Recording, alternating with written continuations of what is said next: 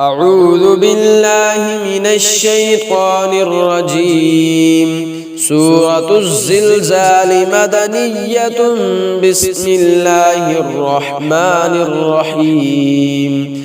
إذا زلزلت الأرض زلزالها وأخرجت الأرض أثقالها وقال الإنسان ما لها يومئذ تحدث أخبارها بأن ربك أوحى لها يومئذ يصدر الناس أشتاتا ليروا أعمالهم فمن يعمل مثقال ذرة خيرا يره ومن يعمل مثقال ذرة شرا يره.